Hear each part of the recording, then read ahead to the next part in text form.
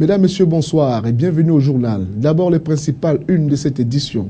Examens officiels de la session 2014-2015, les candidats au baccalauréat de l'enseignement général et ceux de l'enseignement technique commercial affrontent depuis ce 1er juin 2015 les épreuves écrites des 10 examens. Ils sont environ 13 204 candidats en quête du premier diplôme universitaire.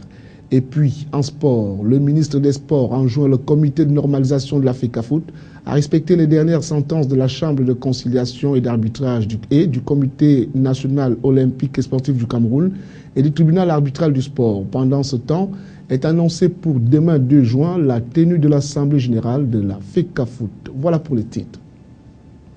Merci d'accorder votre préférence à CAM News 24.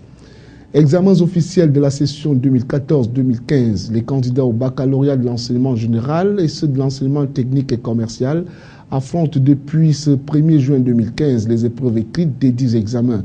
Malgré la grande pluie qui s'est abattue dans la capitale économique, tous les candidats ont répondu à l'appel dès les premières heures de la matinée. C'est du moins le constat qui se dégage dans plusieurs centres d'examen visités par le délégué régional des enseignements secondaires pour le littoral afin de s'assurer du bon déroulement des épreuves. José Ngongan et Apollinaire Zoubenbon. Première escale du délégué régional des enseignements secondaires pour le littoral, le lycée Jos de Douala. Il est presque 8h30 et pas l'ombre d'un seul candidat n'est visible dans la cour de récréation.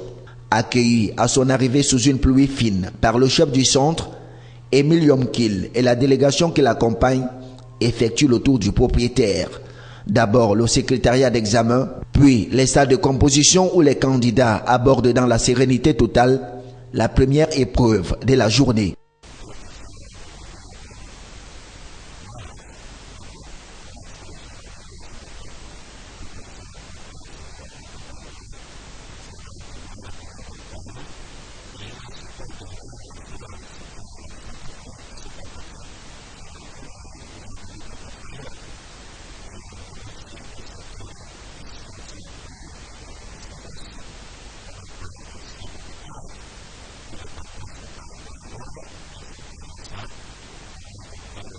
Ambiance identique au lycée technique de Bonandoumbé où le délégué régional des enseignements secondaires pour le littoral effectue son deuxième arrêt de la journée. Dans la concentration totale, les candidats au baccalauréat de l'enseignement technique commercial font face à leur premier test de la journée. C'est visiblement satisfait du premier constat fait sur le terrain que le délégué régional des enseignements secondaires a poursuivi son périple dans les autres centres d'examen avec l'espoir de voir la même ambiance régner jusqu'au dernier jour d'examen dans toute la région dont il a la charge. À l'extrême nord, 9167 candidats au baccalauréat de l'enseignement général technique et GCI affrontent sous haute sécurité les épreuves écrites dans les différents sous-centres de la région. Le ministre des enseignements secondaires, Louis Bapès, qui a visité quelques sous-centres dans la ville de Maroua, s'est dit satisfait du calme et de la sérénité dans lequel se déroule cet examen dans cette partie du pays en proie à l'insécurité ambiante. Le reportage Ils sont 9167 candidats au baccalauréat d'enseignement général, technique et GCI à affronter les épreuves écrites du baccalauréat session 2015 dans la région de l'extrême nord. Comme dans les autres régions du pays, les épreuves écrites sont effectivement démarrées ce lundi matin sur toute l'étendue de la région de l'extrême nord dans le calme et la sérénité. Pour se rendre compte de l'effectivité du déroulement de ces épreuves, le ministre des enseignements secondaires, Louis Bapès, a visité quelques sous-centres logés dans la ville de Maroua. Sur les 5 sous-centres visités, l'on a enregistré 20 absents sur 2648 candidats inscrits. Ici, les épreuves se déroulent sous la haute surveillance des forces armées et de sécurité. Les surveillants et autres agents chargés de l'organisation de l'examen pour plus de sécurité sont tous munis de badges. Partout où le ministre est passé, les chargés de mission ont rassuré qu'aucun fait majeur n'a entravé le déroulement de la composition depuis le lancement des épreuves. Ceci à la grande satisfaction du ministre. Ce matin, j'ai trouvé une entreprise sur place qui a sciemment évité de travailler pour éviter aussi de faire du bruit à côté des salles abritant les examens.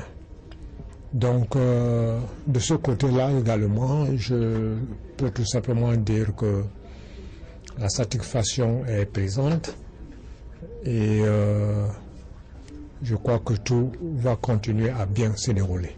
Pour les candidats rencontrés tout juste après la première épreuve de la journée, tout se passe normalement et les épreuves sont très abordables. On a fait l'exercice, on a travaillé là-dessus, et Dieu merci. Ça a été abordable, on a écrit quand même. On attend le résultat. On espère que ça paye. Un peu abordable, comme tu dis, parce que le sujet qui est sorti là, c'est un sujet qu'on a pu traiter en classe. Soulignons que compte tenu de la situation sécuritaire qui prévaut actuellement dans la région, 10 sous-centres d'examen ont été délocalisés vers les centres les plus sécurisés. Il s'agit notamment des sous-centres d'examen de Fotokol, Kolofata, Zélévet, Tourou, entre autres. À Douala, comme partout ailleurs dans le pays, les centres d'examen ont accueilli leurs pensionnaires. Tous ont en effet la lourde mission de dépasser les 55% de taux de réussite enregistrés par leurs camarades de l'année dernière. L'Office du baccalauréat du Cameroun, pour sa part, a pris les dispositions nécessaires pour que l'examen se déroule dans le calme et la sérénité dans les 10 régions. Bintou Akoum nous en dit plus. Selon les statistiques de l'Office du baccalauréat du Cameroun, ils sont environ 90 722 candidats à affronter cette année les épreuves du baccalauréat de l'enseignement général.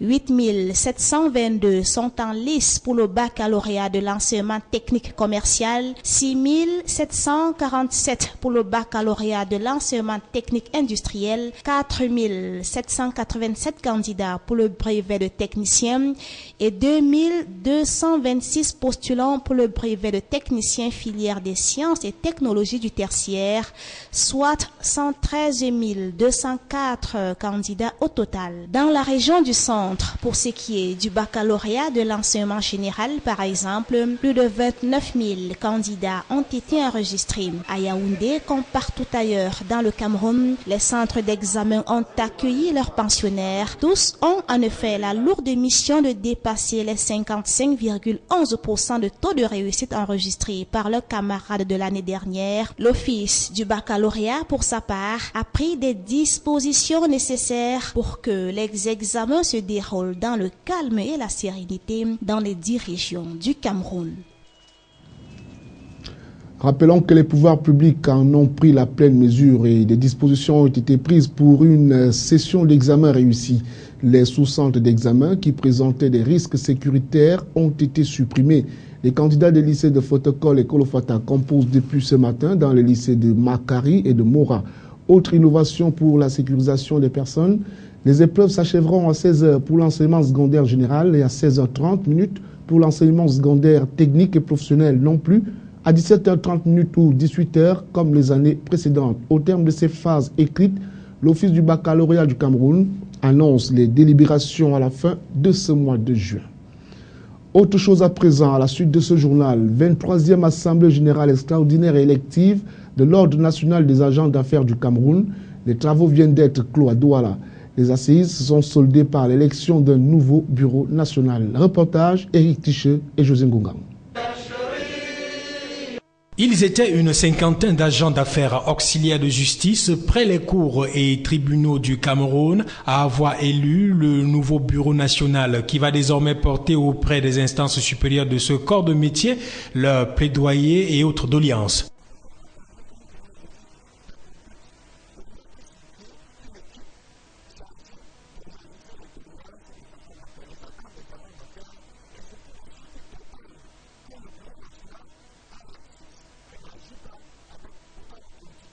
Après la lecture des candidatures et autres tractations en guise de campagne électorale, la 23e Assemblée générale extraordinaire élective de l'Ordre national des agents d'affaires du Cameroun est passée au vote. Le nouveau bureau exécutif, constitué de 8 membres, aura à sa tête Maître Raphaël Bikaï Bihel. Ces élus ont pour mission de renforcer les liens qui existent déjà parmi les agents d'affaires du Cameroun et concrétiser leurs rêves.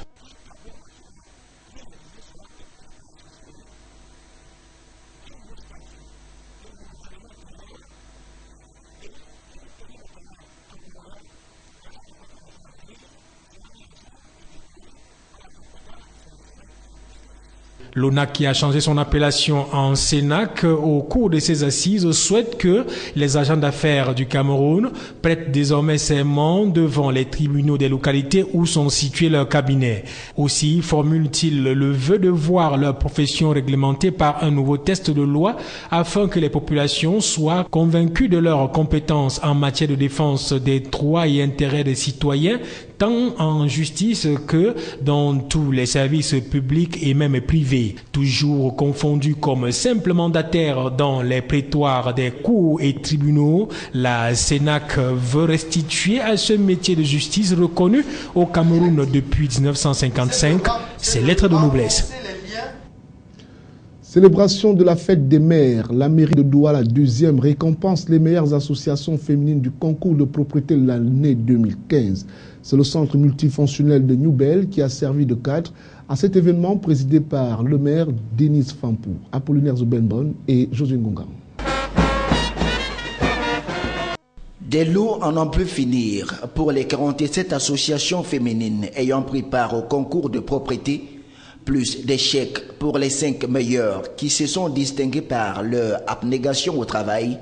Ainsi se constitue le package de récompenses offerte par le maire de l'arrondissement de Douala 2e, Denise Fampou, pour magnifier la mère en ce jour qui lui est consacré et prôner sa contribution à la lutte contre l'insalubrité et le désordre urbain dans son arrondissement. Des 50 associations qu'elles étaient au départ, seules 47 ont pu tenir jusqu'à la fin de l'aventure. Après leur souscription, elles se sont déployées pendant 2 mois sur le terrain, dans le curage des caniveaux, l'entretien des services publics, des lieux de culte, la réhabilitation des sites de détente, pour ne citer que cela. C'est à travers ces différentes activités qu'elles ont été évaluées. L'innovation, c'est les femmes qui créent l'innovation. Comme je l'ai annoncé tantôt, c'est les femmes qui, au cours de cette édition, ont prouvé leur talent d'artistes qui étaient cachés, des talents cachés. Nous avons vu des femmes construire des pinceaux, nous avons vu des femmes faire de la peinture. La présente cérémonie a été rehaussée par la présence du délégué du gouvernement auprès de la communauté urbaine de Douala, le docteur Fris Ntonen-Toné, parrain de l'événement, venu personnellement saluer le dynamisme de ces mamans qui contribuent à leur manière à faire de l'arrondissement de Douala 2e un arrondissement où il fait bon vivre. La lutte entamée par le maire Denise Fampou contre l'insalubrité et le désordre urbain a fait de son arrondissement le meilleur des 6 que compte la ville de Douala, au concours de l'arrondissement le plus propre lancé par la communauté urbaine de Douala en 2014. Malgré cette récompense, le maire Denise Fampou n'entend pas dormir sur ses lauriers.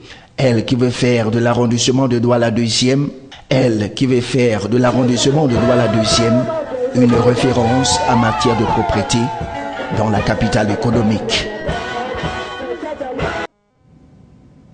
Les mères présentes dans nos cœurs au quotidien. Alors, on va une fois de plus souhaiter bonne fête des mères à toutes ces mères. Et voilà qui ouvre la page des sports de ce journal. Le ministre des Sports et de l'Éducation physique vient de publier un communiqué dans lequel il enjoint le comité de normalisation de l'Africa Foot à respecter les dernières sentences de la Chambre de conciliation et d'arbitrage du Comité national et sportif du Cameroun et du tribunal arbitral du sport. Les détails avec Michel Ateba. C'est un communiqué relayé par la presse nationale depuis le week-end dernier. Le ministre des Sports et Éducation physique demande aux acteurs du football de se plier aux dernières décisions prises par le tribunal arbitral du sport et de la Chambre de conciliation et d'arbitrage du Comité national olympique et sportif camerounais. La note du ministre cible notamment les sentences arbitrales rendues par le tribunal arbitral du sport le 19 février 2015 dans les affaires opposant l'Africa Foot, respectivement à Sieur Antoine Depadou et Sombayenga et Abdourahmane Hamadou Baba, de la sentence arbitrale de la Chambre de conciliation et d'arbitrage du Comité national et sportif du Cameroun du 15 mai 2013 dans les affaires opposant les ligues régionales et départementales de football du Cameroun représentées par Sieur Abdourahmane Hamadou Baba à l'Africa Foot, les prescriptions de la Chambre arbitrale d'appel du TAS par correspondance en date du 18 mai 2015. Pour ce qui est de la décision de la Chambre de conciliation et d'arbitrage du Comité national olympique et sportif camerounais du 15 mai 2015, un communiqué du président du comité de normalisation a indiqué qu'il n'avait pas été notifié de la sentence. Il expliquait ainsi pourquoi il maintenait les comités régionaux récemment nommés, alors que la sentence du Comité national olympique et sportif camerounais les obligeait à laisser la place aux exécutifs locaux élus en 2009 et qui étaient aux affaires avant la grave crise électorale de 2013. Signalons à votre suite que l'Assemblée générale de la FECAFOOT se tient ce mardi à l'hôtel Montphébé à partir de 10 h.